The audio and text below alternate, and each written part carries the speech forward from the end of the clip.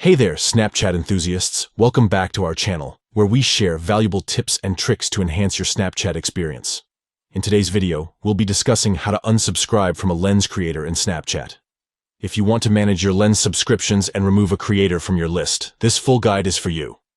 Let's dive right into the step-by-step process. Step 1. Open the Snapchat app on your device. Look for the familiar yellow ghost icon either on your home screen or in your app drawer, and tap to open it. Step 2. Once you're inside the Snapchat app, you'll be in the camera section by default. Skip the camera for now and go straight to the lens. Step 3.